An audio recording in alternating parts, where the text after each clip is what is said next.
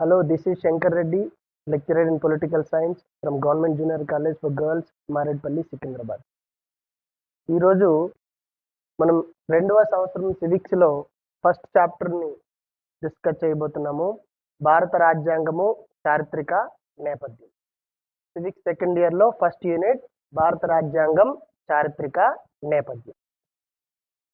Intermediate దశలో భారత రాజ్యాంగం అనే టాపిక్ని ఎందుకు పెట్టవలసి వచ్చింది అనేది మనం ఒకసారి గుర్తు చేసుకోవాలి. ఇక్కడ ఒక దేశానికి ప్రాథమిక చట్టం అనేది అవసరం.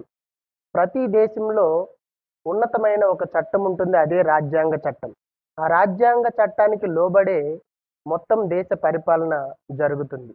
ఒక దేశంలో ఎటువంటి వ్యవస్థ ఉంది, ఎటువంటి అంగాలు ఉన్నాయి, ప్రభుత్వానికి ఎటువంటి అంగాలు ఉన్నాయి, అంగాల మధ్యన ఎటువంటి అధికార విభజన జరిగింది, పౌరులకు ఎటువంటి హక్కులు ఉన్నాయి, ఆ హక్కులు ఎవరు ప్రసాదిస్తున్నారు, ఒకవేళ హక్కులు ఉల్లంఘన జరిగితే పరిష్కరణ మార్గాలు ఏంటి, వాటన్నిటి గురించిన అంశాలు రాజ్యాంగంలో ప్రస్తావించటం జరుగుతుంది. ఇట్లాంటి రాజ్యాంగం కోసము భారత పౌరులు చాలా పోరాటాలు చేయాల్సి వచ్చింది. అందుకే భారత రాజ్యాంగం అభివృద్ధి క్రమం అనేది బ్రిటిష్ వారు రాకతో మొదలైందని చెప్పవచ్చు. అంటే భారత స్వతంత్ర ఉద్యమంలో రాజ్యాంగానికి సంబంధించిన పునాదులు అనేవి పడ్డాయని మనం ఇక్కడ గమనించాలి. అందుకే ఈ లెసన్లో భారత రాజ్యాంగం గురించి ప్రస్తావించే ముందు ఆ రాజ్యాంగము ఏ విధంగా అభివృద్ధి చెందింది, ఆ అభివృద్ధి చెందడానికి దోహదం చేసిన పరిస్థితులు ఏంటి, ఆ పరిస్థితుల్లో భాగంగా భారతీయులు లేవదీసిన ఉద్యమాలేంటి, ఆ ఉద్యమానికి గల కారణాలు ఏంటి అనేది మనం ఇక్కడ ఒకసారి ప్రస్తావించుకోవాలి. అందుకే మొదటి అంశంగా మనం ఎంచుకున్నది ఏంటంటే భారత జాతీయ ఉద్యమానికి గల కారణాలు. సో ఈ అంశంలో మనము ఏమేమి ప్రస్తావిస్తామంటే అసలు భారత జాతీయ ఉద్యమం ఎట్లా జరిగింది, దానికి గల కారణాలు ఏంటి, అందులో ముఖ్యంగా బ్రిటిష్ వలస పాలన, సాంఘిక సాంస్కృతిక సంస్కరణలు, మహావిప్లవము, గ్రేట్ రెవల్యూషన్, ఆంగ్ల విద్య, ఇంగ్లీష్ ఎడ్యుకేషన్ లాంటి అంశాలని మనము కూలంకుషంగా ఇక్కడ ప్రస్తావించడం జరుగుతుంది. ఇక్కడ ఎగ్జామినేషన్ పాయింట్ ఆఫ్ వ్యూలో 2 అంశాలను మనం దృష్టిలో ఉంచుకోవాలి. ఒకటి, కొన్ని సందర్భాల్లో భారత జాతీయ ఉద్యమానికి దారితీసిన కారణాలు అనే అంశాన్ని ఒక 10 మార్కుల ప్రశ్నగా అడగటం జరుగుతుంది. అట్లాంటి సందర్భంలో భారత జాతీయ ఉద్యమానికి గల అన్ని కారణాలని మనము ఇక్కడ ప్రస్తావించాలి. ఎక్కువ సందర్భాల్లో భారత జాతీయ ఉద్యమానికి గల ఏవైనా 4 కారణాలని ప్రస్తావించండి, వివరించండి అని అంటారు.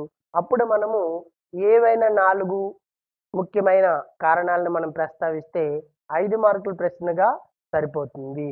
సో ఈ క్లాస్ ముగిసే లోపల మీకు క్లారిటీ వస్తుంది, ఏ అంశాలు ముఖ్యమైనవి, ఏ అంశాలు సులభమైనవి అనే అంశానికి మనం ఇక్కడ ఒక అంగీకారానికి వద్దాం. లాస్ట్లో ముఖ్యంగా మనము భారత జాతీయ ఉద్యమం అనే అంశంలో ఏమేమి అంశాలు ప్రస్తావిస్తామంటే, ఒకటి ఉద్యమానికి గల కారణాలు, 2 అంశంలో భాగంగా ఉద్యమంలో జరిగిన వివిధ దశలు, భారత జాతీయ ఉద్యమంలో జరిగిన వివిధ దశలు, అట్లాగే భారత జాతీయ ఉద్యమంలో లేవదీసిన వివిధ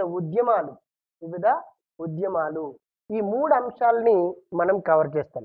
ఎగ్జామినేషన్ పాయింట్ ఆఫ్ వ్యూలో ఈ 3 కీలకమైన అంశాలే: భారత జాతీయ ఉద్యమానికి కారణాలు, భారత జాతీయ ఉద్యమంలో గల వివిధ దశలు, అట్లాగే భారత జాతీయ ఉద్యమంలో ముఖ్యమైన ఉద్యమాలు. ఈ 3ంటిని మనం కవర్ చేద్దాము. సో ముఖ్యంగా ఫస్ట్ భారత జాతీయ ఉద్యమానికి గల కారణాలు చూసుకుంటే మీకు అందరికీ తెలిసిన అంశమే. బ్రిటిష్ వారు భారతదేశానికి 1600 డిసెంబర్ 31న వ్యాపార నిమిత్తం రావటం జరిగింది. అంటే బ్రిటిష్ వారు ఈస్ట్ ఇండియా కంపెనీ అనే దాన్ని భారతదేశంలో ఏర్పాటు చేసి భారతదేశంతో వ్యాపారం చేయటం అనేది వాళ్ళు జరిగిందనమాట. ఈ సందర్భంలో మొదట వాళ్ళు తక్కిడితో, అంటే వ్యాపారానికి చిహ్నంగా మనం ఏం వాడతాము, తక్కిడ వాడతాం, వేయింగ్ మిషన్ అంటాం. తక్కిడితో వచ్చిన బ్రిటిష్ వారు తుపాకీతో అంచెలంచెలుగా భారతదేశాన్ని ఆక్రమించుకోవటం జరిగింది. ఇవన్నీ మనకి వివిధ యుద్ధాల ద్వారా ప్లాసీ యుద్ధం, బక్సార్ యుద్ధము, ఇవన్నీ యుద్ధాల ద్వారా ఏ విధంగా భారతదేశము కాశ్మీరు నుండి కన్యాకుమారి వరకు ఆక్రమించుకున్నదో మనం చరిత్ర నేపథ్యంలో చదువుతాం. ఇక్కడ ముఖ్యమైన అంశం ఏంటంటే బ్రిటిష్ వారు భారతదేశానికి 1600లో వచ్చినప్పటి నుండి 1947 భారతదేశానికి స్వతంత్రం లభించిన వరకు భారతదేశం పైన ఎటువంటి ప్రభావాన్ని కనపరిచారు అనేది ఇక్కడ మనము గమనించాల్సిన అంశం. సో బ్రిటిష్ వారు రాక ముందు భారతదేశం యొక్క పరిస్థితి ఏంటి, బ్రిటిష్ వారు వచ్చిన తర్వాత భారతదేశం యొక్క పరిస్థితి ఏంటి అనేది ఇక్కడ మనం గమనించాలి.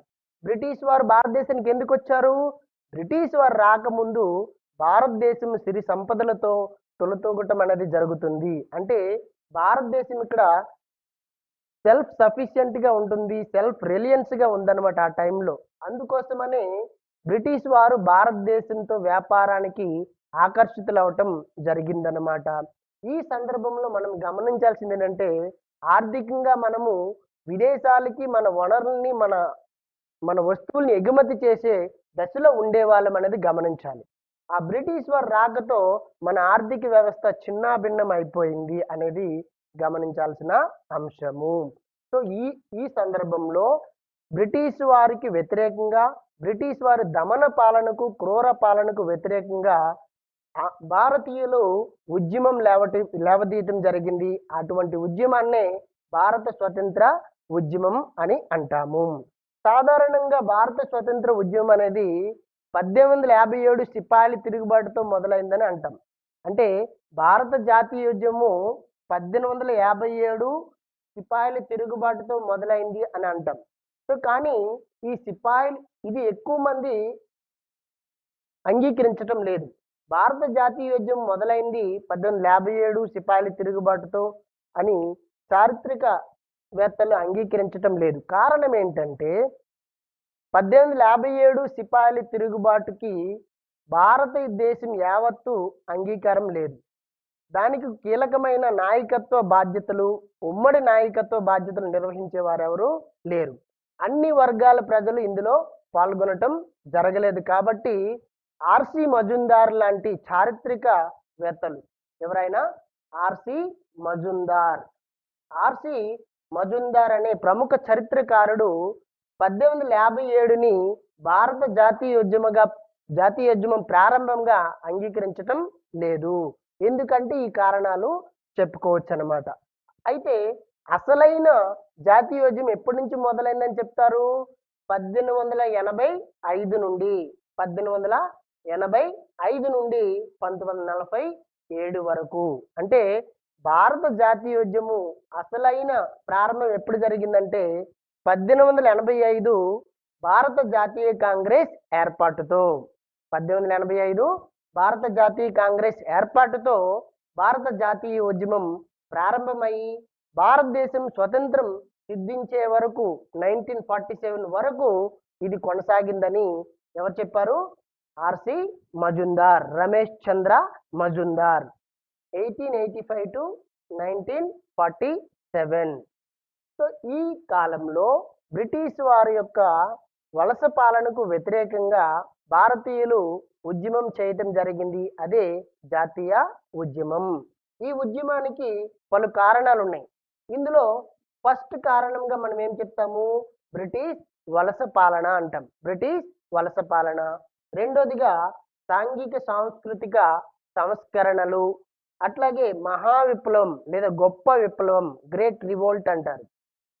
నాలుగోదిగా ఆంగ్ల విద్య, అట్లాగే ఆర్థిక దోపిడీ, అట్లాగే క్రూర పాలన, దమన పాలన, జాతి వివక్షత, ఇట్లాంటి కారణాలని మనము ఈ పాఠంలో మనం చర్చించుకోవటం జరుగుతుంది. సో మొదటిగా బ్రిటిష్ వలస పాలన గురించి మాట్లాడదాం.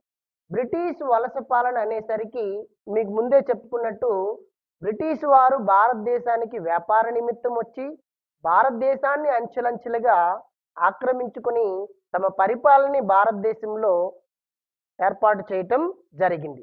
ఈ సందర్భంలో బ్రిటిష్ వారు భారత పరిపాలనా రంగంలో సమూలమైన మార్పులు తీసుకురావటం జరిగింది. అంటే బ్రిటిష్ వలస పాలన వలన భారతదేశం పైన అనుకూల ప్రభావం ఉంది, ప్రతికూల ప్రభావము ఉన్నది. ఇక్కడ వలస పాలనగా అంటే అర్థం ఏంటి? భారతదేశాన్ని బ్రిటిష్ వారు ఒక కాలనీగా అంటే వలస దేశంగా వాళ్ళు ఏర్పాటు చేసుకోవటం జరిగిందనమాట. ఏంటి ఇక్కడ వలస దేశం అంటే? ఇక్కడ మీరు గమనించాల్సింది, బ్రిటిష్ వారు భారతదేశాన్ని ఒక కాలనీగా నిర్ణయించుకొని ఏం చేశారంటే భారతదేశంలో ఉన్న వస్తువుల్ని అంటే ముడి సరుకుల్ని బ్రిటిష్ దేశానికి లేదా ఇంగ్లాండ్ దేశానికి ఎగుమతి చేసి అక్కడ తమ కంపెనీలతో ఉత్పత్తి అయిన వస్తువుల్ని భారతదేశంలో మళ్ళీ అమ్మటానికి మార్కెట్గా ఎంచుకోవటం జరిగింది. ఇదే వలస దేశంగా లేదా కాలనీగా మనం చెప్పుకుంటాం అనమాట. ఇది ఆర్థిక దోపిడీ అంశంలో క్లియర్గా మనం చర్చిస్తాము. ఇక్కడైతే బ్రిటిష్ వలస పాలన భారతదేశాన్ని దోచుకోవడానికే జరిగిందని చెప్పొచ్చు. అయితే ఈ బ్రిటిష్ వలస పాలన భారతదేశం పైన రెండు రకాలైన ప్రభావాలు చూపించింది. ఒకటి అనుకూల ప్రభావం, అనుకూల ప్రభావము, ఇంకొకటి ప్రతికూల ప్రభావం. అనుకూల ప్రభావము, ప్రతికూల ప్రభావం. బ్రిటిష్ వలస పాలన భారతదేశం పైన రెండు రకాల ప్రభావాలను కూడా చూపించింది. అనుకూల ప్రభావము, అనుకూల ప్రభావం ఏంటేంటి? బ్రిటిష్ వారు భారతదేశాన్ని పరిపాలన చేయటం వలన భారతదేశ పరిపాలన వ్యవస్థలో కొన్ని మార్పులు జరిగినాయి. అవి కూడా అనుకూలమైన మార్పులు జరిగినాయి. అంటే మనకి మంచి జరిగిందని అర్థం. ఏంటా మంచి జరిగింది బ్రిటిష్ పాలన వలన అంటే, ఒకటి ICS system, Indian civil services system. అంటే భారతదేశంలో పరిపాలన చేయటానికి ఒక కార్యనిర్వాహక వ్యవస్థ లేదా ఏమంటాం మనము కలెక్టర్ సిస్టమ్ అంటాం సింపుల్గా. ఈ కలెక్టర్ సిస్టమ్ అనేది సివిల్ సర్వీస్ సిస్టమ్ అనేది ప్రవేశపెట్టడం జరిగినది. ఇది ఒక భారతదేశానికి బ్రిటిష్ వారు చేసిన గొప్ప మేలుగా మనం చెప్పుకోవచ్చు. అట్లాగే IPC, Indian penal code, Indian penal code. Indian penal code అంటే ఏంటి? భారత శిక్షా స్మృతి. అంటే భారతదేశంలో ఎటువంటి నేరం చేసినా ఏ విధమైన శిక్షలు విధించాలి అంటే ఒక నేరానికి ఎటువంటి శిక్ష విధించాలని చెప్పడానికి ఏర్పాటు చేసిన శిక్షా స్మృతిని ఐపీసీ అంటాం, ఇండియన్ పీనల్ కోడ్ అంటాం. అట్లాగే సిపిసి, క్రిమినల్ ప్రొసీజర్ కోడ్ అంటాం, క్రిమినల్ ప్రొసీజర్ కోడ్. ఇది కూడా క్రిమినల్ శిక్షా స్మృతి. రేప్, మర్డర్ లాంటి నేరాలకి ఎటువంటి శిక్షలు విధించాలనేది కూడా బ్రిటిష్ వారు ఆనాడే భారతదేశంలో ప్రవేశపెట్టడం జరిగింది. అట్లాగే బ్రిటిష్ వారు భారత న్యాయ వ్యవస్థలో సమూలమైన మార్పులు తీసుకొచ్చారు. న్యాయ వ్యవస్థ అనేది భారతదేశానికి బ్రిటిష్ వారు రాకముందు ఎట్లా ఉండేది? విలేజ్లోనే ఒక పెద్ద ఆయన ఉండేవాడు, ఆయనే న్యాయాన్ని అందించడం జరిగేది. అంటే మనకి న్యాయ వ్యవస్థ అనేది ఒక పద్ధతిగా భారతదేశంలో బ్రిటిష్ వారు రాకముందు లేదని చెప్పుకోవాలి. దాన్ని ఒక సిస్టమేటిక్గా ఏర్పాటు చేసిన వాళ్ళు ఎవరంటే బ్రిటిష్ వారు. అలాగే postal system, telephone system, telegraph system, railway system. అంటే పోస్టల్ వ్యవస్థ, టెలిఫోన్ వ్యవస్థ, టెలిగ్రాఫ్ వ్యవస్థ, రైల్వే వ్యవస్థ లాంటి వ్యవస్థల్ని భారతదేశానికి పరిచయం చేసిన వారు ఎవరంటే బ్రిటిష్ వారు. ఇవన్నీ కూడా నేటికి మనం అమలు చేస్తున్నాం, అనుభవిస్తున్నాం. వాటి యొక్క ఫలితాలని నేటికి అనుభవిస్తున్నాం. అయితే బ్రిటిష్ వారు భారతదేశానికి చేసిన మేలుగా మనం ఈ రైల్వే వ్యవస్థ, టెలిఫోన్, టెలిగ్రాఫ్ అని భావించవచ్చు. కానీ ఆ టైంలో వాళ్ళ ఉద్దేశం ఏంటంటే భారతదేశం నుండి ఇంగ్లాండ్కి ఏ విధంగా కమ్యూనికేట్ చేయాలి, సమాచారం ఏ విధంగా అందించాలి, లేదా వస్తువులు ఏ విధంగా ఎగుమతి దిగుమతి చేసుకోవాలి అనే అంశం కోసము వాళ్ళు ఇవన్నిటిని ప్రవేశపెట్టడం జరిగిందనమాట. అయితే ఇక్కడ గమనించాల్సిన విషయం ఏంటంటే బ్రిటిష్ వారు ప్రవేశపెట్టిన ఈ అంశాల ద్వారా ప్రభావితులైన భారతీయులందరినీ సంఘటితం చేసి బ్రిటిష్ వారికి వ్యతిరేకంగా తిరుగుబాటు చేయటానికి ఇదొక ప్రధానమైన కారణంగా దోహదం చేసిందని చెప్పొచ్చు.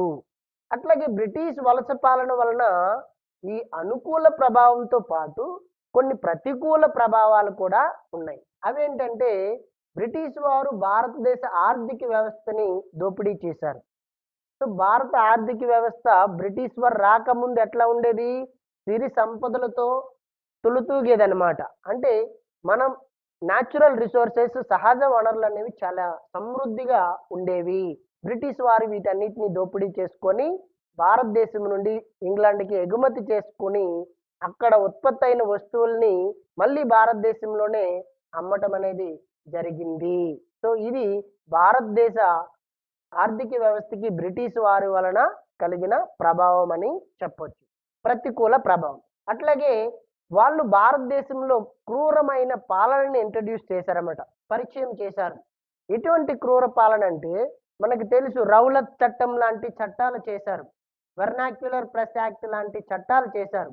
ఈ చట్టాల వలన భారతదేశం వాళ్ళ యొక్క స్వేచ్ఛను, సమానత్వాన్ని, వాళ్ళ యొక్క న్యాయాన్ని అణచివేసే పలు చట్టాలని రావటం జరిగింది. దీంతో బ్రిటిష్ వారు భారతదేశం పైన ఆధిపత్యం చేయటం జరిగింది. అట్లాగే జాతి వివక్షత. బ్రిటిష్ వారి వలన భారతదేశంలో ఉన్న నల్ల జాతీయ వాళ్ళు అంటే భారతీయులు జాతి వివక్షతకు గురి కావటం జరిగిందని చెప్పుకోవాలి. మీకు తెలుసు, గాంధీజీ గారు సౌత్ ఆఫ్రికాలో కూడా జాతి వివక్షతకు గురి కావటం జరిగింది. అంటే నల్లవారు, తెల్లవారు అనే ఈ తేడా అనేది, భేదాలు అనేవి బ్రిటిష్ వారు తీసుకురావటం జరిగింది. సో ఇదంతా ఎందుకు చెప్తున్నానంటే, బ్రిటిష్ వలస పాలన పైన భారతదేశం పైన అనుకూల ప్రభావంతో పాటు ప్రతికూల ప్రభావం ఉన్నది. ఈ రెండు అనుకూల ప్రతికూల ప్రభావాలు భారతీయుల పైన పడి భారతీయులు జాతీయ ఉద్యమం వైపు ఆకర్షితులయ్యేటట్టు చేసిందని చెప్పొచ్చు. అందుకే భారత జాతీయ ఉద్యమానికి గల ప్రధానమైన కారణంగా మనం ఏం చెప్తాం? బ్రిటిష్ వలస పాలన అని చెప్తాము. ఇక రెండవదిగా సాంఘిక సాంస్కృతిక సంస్కరణలు. సాంఘిక సాంస్కృతిక సంస్కరణలు. దీన్ని ఆంగ్లంలో ఏమంటామంటే సోషియో కల్చరల్ రెనైజాన్స్ అంటాం. Socio cultural renaissance. ఈ సోషియో కల్చరల్ రెనైజాన్స్, సాంఘిక సాంస్కృతిక సంస్కరణ అనేవి కూడా భారత జాతీయ ఉద్యమము ఆవిర్భావానికి గల కారణాల్లో ఒకటిగా చెప్పుకోవచ్చు. ఏ విధంగా అంటే, బ్రిటిష్ వారు భారతదేశానికి రాకముందు అంటే అనాదిగా భారత సమాజాన్ని కొన్ని పీడించి తింటున్నాయి అన్నమాట. అంటే కొన్ని అవలక్షణాలు అనొచ్చు, లేదా దురాచారాలు అనొచ్చు. ఈ దురాచారాలు అనేవి భారత సమాజానికి ఒక శత్రువులా ఉన్నాయి. సో వీటన్నిటిని ముందు పారదోలితే తప్ప భారత సమాజాన్ని సంస్కరించలేమని కొందరు ప్రముఖులు నిర్ణయించుకొని ఏం చేశారంటే, వాళ్ళు కొన్ని వ్యవస్థలను ఏర్పాటు చేసుకొని బ్రహ్మ సమాజం, ఆర్య సమాజం, దివ్య జ్ఞాన సమాజం, రామకృష్ణ మిషన్ అనే ఆర్గనైజేషన్స్ ని ఏర్పాటు చేసుకొని భారత సమాజాన్ని సంస్కరించడం జరిగిందని చెప్పుకోవాలి.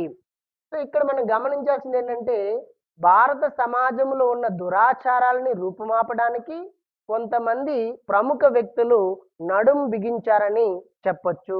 వాళ్ళలో ఎవరంటే రాజారాం మోహన్ రాయ్. రాజారాం మోహన్ రాయ్ 1829లో బ్రహ్మ సమాజం అనే దాన్ని ఏర్పాటు చేయటం జరిగింది. అట్లాగే దయానంద సరస్వతి 1875లో ఆర్య సమాజం అనేది ఏర్పాటు చేయటం జరిగింది. అట్లాగే 1875లో అని బెసెంట్ భారతదేశంలో దివ్యజ్ఞాన సమాజాన్ని ఏర్పాటు చేయటం జరిగింది. సాధారణంగా దివ్యజ్ఞాన సమాజం అనగానే ఇది అమెరికాలో ప్రారంభించడం జరిగింది. దీన్ని మేడం బ్లావట్స్కీ, కల్నల్ వోల్కాట్ ప్రారంభించారని చెప్పుకుంటాం. కానీ భారతదేశంలో దివ్యజ్ఞాన సమాజం అనే శాఖను ప్రారంభించింది ఎవరంటే అని బెసెంట్. అట్లాగే స్వామి వివేకానంద 1896-97 సంవత్సరంలో రామకృష్ణ మిషన్ అనే దాన్ని ఏర్పాటు చేయటం జరిగింది. ఇవన్నీ ఎందుకు ఇక్కడ చెప్తున్నాము?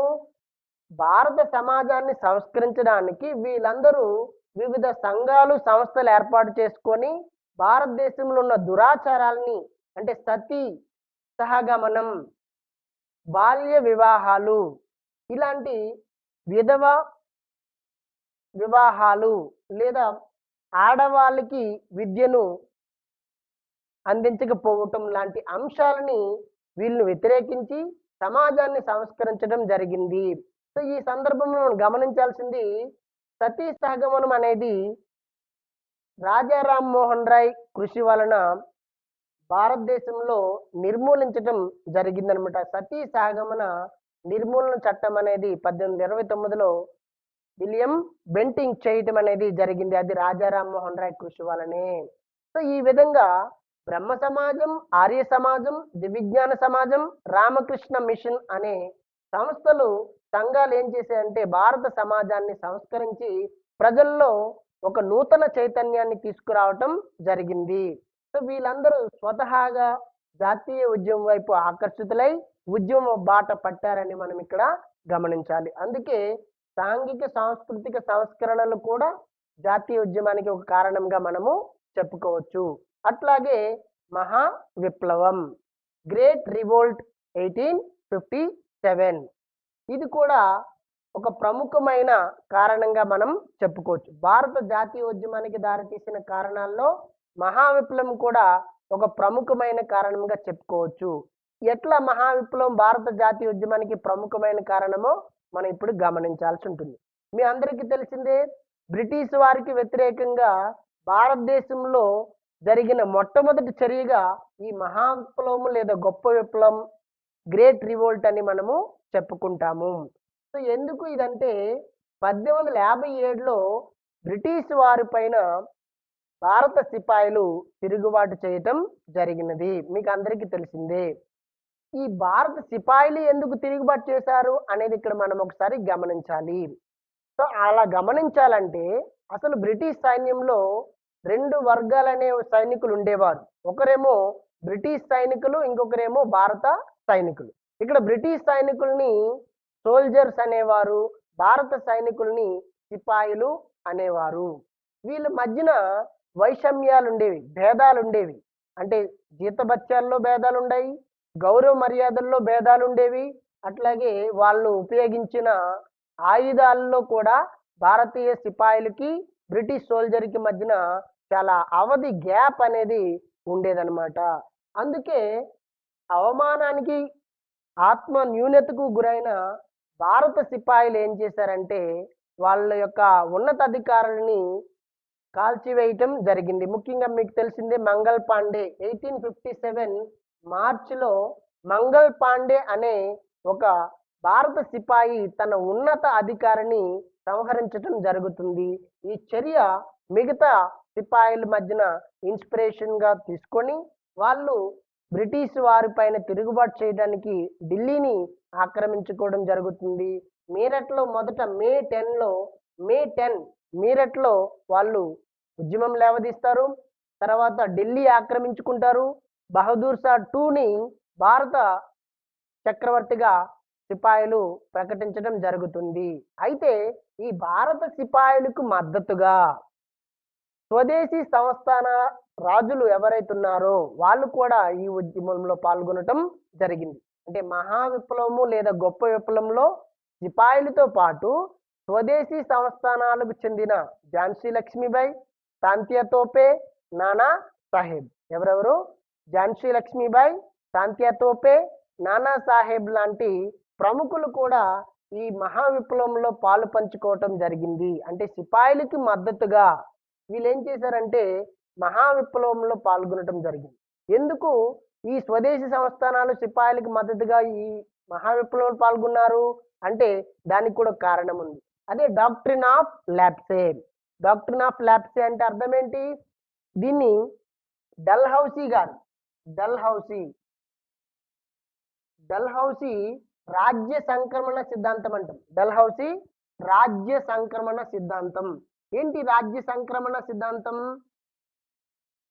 రాజ్య సంక్రమణ సిద్ధాంతం ప్రకారం ఎవరైతే స్వదేశీ సంస్థానాలకు చెందిన రాజులు కానీ రాణు కానీ వాళ్ళ పిల్లల్ని కలిగి ఉండరు, అంటే సంతానం అయితే ఎవరికైతే ఉండదు, అంటే ఏ స్వదేశీ సంస్థాన రాజుకైతే సంస్థానం పిల్లలైతే సంతానం అయితే ఉండదో అటువంటి స్వదేశీ సంస్థానానికి ఎటువంటి యుద్ధం లేకుండానే బ్రిటిష్ పాదాక్రాంతం జరిగే ఒక చట్టాన్ని తీసుకొచ్చారు డల్హౌసీ.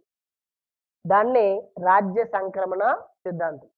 మళ్ళీ ఒకసారి, రాజ్య సంక్రమణ సిద్ధాంతం అంటే ఏ స్వదేశీ సంస్థానానికైతే సంతానం ఉండదో ఆ స్వదేశీ సంస్థానము వాళ్ళ అనంతరం ఆటోమేటిక్గా బ్రిటిష్ వారి యొక్క పాదాక్రాంతం అయిపోతుంది, అంటే బ్రిటిష్ వారికి చెందిపోతుంది.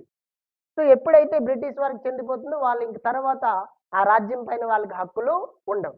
అంటే ఇక్కడ యుద్ధం లేకుండానే, ఎటువంటి రక్తం చిందించకుండానే వాళ్ళ రాజ్యం బ్రిటిష్ వారి స్వాధీనం అయిపోతుంది. సో ఇది రాజ్య సంక్రమణ సిద్ధాంతం. ఎవరు ప్రవేశపెట్టారు? డల్హౌసీ. దీని ద్వారా రాజ్యాన్ని కోల్పోయిన ఝాన్సీ లక్ష్మీబాయి, తాంత్యా తోపే, నానా సాహెబ్ లాంటి వారు కూడా సిపాయిలకి మద్దతుగా ఈ సిపాయిల తిరుగుబాటులో లేదా మహా విప్లవంలో లేదా గ్రేట్ రివోల్ట్లో పాల్గొనటం జరిగిందని చెప్పుకోవాలి. సో ఇది కూడా గమనించాలి. సిపాయిలతో పాటు ఝాన్సీ లక్ష్మీబాయి లేదా రాణి ఝాన్సీ లక్ష్మీబాయి, నానా సాహెబ్, తాంత్యా తోపే కూడా పాల్గొన్నారు. వీళ్ళు అందరూ కలిసి ఢిల్లీని స్వాధీనం చేసుకొని బహదూర్ షా జాఫర్ II అనే ఆయన్ని ఏం చేశారంటే మొఘల్ రాజుని భారతదేశానికి రాజుగా ప్రకటించుకొని బ్రిటిష్ పాలనకు వ్యతిరేకంగా వీళ్ళు పరిపాలన చేయడానికి రెడీ అయ్యారన్నమాట. అఫ్కోర్స్ ఈ విప్లవం విఫలమైపోయింది, అది మనం చరిత్రలో గమనిస్తాం. అయితే ఇక్కడ గమనించాల్సింది ఏంటంటే ఈ మహా విప్లవం వలన కొన్ని సమూలమైన మార్పులు భారత వ్యవస్థలో చోటు చేసుకున్నాయి. అవేంటంటే మహా విప్లవాన్ని అణచివేయటంలో ఈస్ట్ ఇండియా కంపెనీ విఫలమైందని భావించి ఈస్ట్ ఇండియా కంపెనీని రద్దు చేసి బ్రిటిష్ రాణే స్వయంగా భారతదేశాన్ని పరిపాలించడం అనేది ఈ ఉద్యమంతో ప్రారంభమైందని చెప్పుకోవచ్చు. దీనికోసము బ్రిటిష్ వారు 1858 చట్టం, భారత ప్రభుత్వ చట్టం 1858 భారత ప్రభుత్వ చట్టం అనేది తీసుకురావడం జరిగింది. ఈ 1858 భారత ప్రభుత్వ చట్టం ద్వారా భారతదేశంలో ఈస్ట్ ఇండియా కంపెనీ అనే దాన్ని రద్దు చేసి 1600 డిసెంబర్ 31న ఏర్పడిన ఈస్ట్ ఇండియా కంపెనీ అనే దాన్ని రద్దు చేసి స్వయంగా బ్రిటిష్ రాణి భారతదేశాన్ని పరిపాలించడం జరిగింది.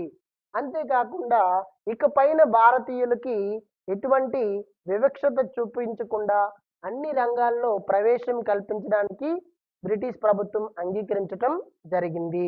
అట్లాగే అప్పటి వరకు బ్రిటిష్ గవర్నర్ జనరల్గా పిలువబడుతున్న భారత పరిపాలకులు ఎవరైతే ఉన్నారో వాళ్ళు ఇకపైన రాజప్రతినిధిగా, అంటే మనం వైస్రాయ్ అంటాం, ఇంగ్లీష్లో వైస్రాయ్ అంటాం, వైస్రాయ్ లేదా రాజప్రతినిధిగా పిలవటం జరుగుతుందన్నమాట. ఇవి మహా విప్లవం వలన భారత వ్యవస్థలో వచ్చిన మార్పులు అని చెప్పుకోవచ్చు. ఈ విప్లవం ఎందుకు జాతీయ ఉద్యమానికి ఒక కారణంగా మనం అంగీకరిస్తాము? ఎందుకంటే ఇక్కడ మనము విడి సావర్కర్ అనే దాన్ని ఒక చరిత్రకారుడు, స్వతంత్ర సమరయోధుడు ఆయన అన్న అంశాన్ని ఇక్కడ గమనించాల్సి ఉంటుంది. విడి సావర్కర్, వినాయక్ దామోదర్ సావర్కర్ అని ఆయన ఈ మహా విప్లవాన్ని లేదా సిపాయిల తిరుగుబాటుని ఏమన్నాడంటే ప్రథమ స్వాతంత్ర్య సంగ్రామం, the first war of India's independence అని అనడం జరిగింది. అంటే అర్థం ఏంటి? భారతదేశంలో సిపాయిల తిరుగుబాటు లేదా మహా విప్లవం ఎలాంటిదంట? ప్రథమ స్వాతంత్ర్య సంగ్రామం, బ్రిటిష్ వారిపైన భారతదేశ ఇల్లు లేవదీసిన ప్రథమ స్వతంత్ర సంగ్రామంగా దీన్ని పేర్కొనడంతో అనేక మంది భారతీయులు దీని ద్వారా ఇన్స్పిరేషన్ పొంది ఉద్యమం వైపు ఆకర్షితులు అవటం జరిగింది. సో ఈ విధంగా తర్వాత తరాల వారికి ఈ మహా విప్లవం లేదా సిపాయిల తిరుగుబాటు 1857 అనేది ఒక గొప్ప ప్రోత్సాహంగా, ఒక ఇన్స్పిరేషన్గా రూపొందటం జరిగిందని మనం చెప్పుకోవచ్చు. ఇది మహా విప్లవం.